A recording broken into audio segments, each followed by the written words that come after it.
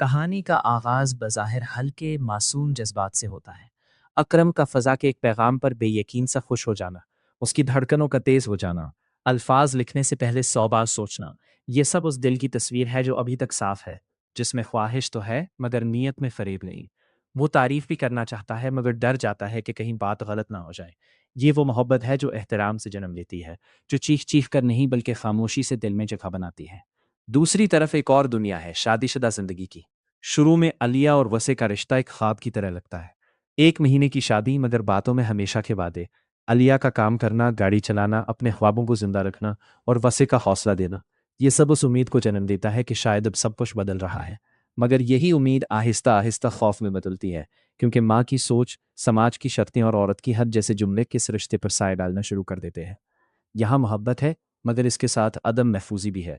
वो अदम तहफ़्फ़ुज़ जो एक औरत को अंदर ही अंदर खा जाता है। फिर कहानी एक तारीख मोड़ लेती है, जहाँ ज़ोया की ज़िंदगी सामने आती है। वो औरत जो हद से ज़्यादा सब्र करती है, जो शौहर की बदतमीज़ी को भी अपनी ही किसी कमी का नतीजा समझती है।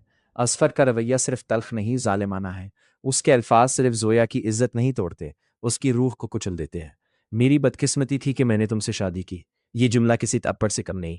और जब मोहब्बत के बदले वरासत का मुतालबा किया जाता है तो रिश्ता सिर्फ टूटता नहीं बिखर जाता है। यहाँ फ़ज़ा का किरदार एक जलते हुए शौले की तरह भरता है। वो सिर्फ बहन नहीं, एक बागी रूह है जो ज़ुल्म को खामोशी से कबूल करने पर आमादा नहीं। उसका गुस्सा, उसकी बेबसी, उसके आंसू, सब कुछ सच्चा है, कच्चा है, ख़तरनाक भी है।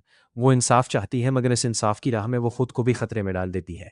पार्क में जाना, वीडियो बनाना, सब कुछ एक लम्हाती जोश में होता है, मगर इस जोश के पीछे बरसों का दबा हुआ दर्द है। अस्तर और ज़बी का मंज़र इस कहानी का सबसे घिनौना पहलू है। यहाँ मोहब्बत नहीं मफ़ाद है, यहाँ वादे हैं मगर इनकी बुनियाद किसी और के खून पसीने पर रखी जा रही है। एक शादीशुदा मर्द जो दूसरी औरत को ख्वाब दिखा रहा है और उस ख्वाब की कीमत अपनी बीवी के बाप की जायदाद से चुकाना चाहता है। ये सिर्फ बेवफ़ाई नहीं, ये किरदार की मुकम्मल शिकस्त है। अकरम इस तमाम कहानी में खामोश सहारा बनकर सामने आता है। वो चीखता नहीं, दावे नहीं करता, मगर वक़्त ज़रूरत मौजूद रहता है। फ़ज़ा के गुस्से को थामना, उसे हद से आगे बढ़ने से रोकना, बग़ैर किसी लालच के साथ देना, ये इस बात की अलामत है कि अच्छे लोग अब भी मौजूद हैं, बस वो ज़्यादा शोर नहीं मचाते। ये कहानी दिल इसलिए झंझोड़ती है, क्योंकि इसमें कोई विलेन एक चेहरा नहीं, बल्कि एक सोच है। वो सोच जो मर्द को हर गलती की इजाज़त देती है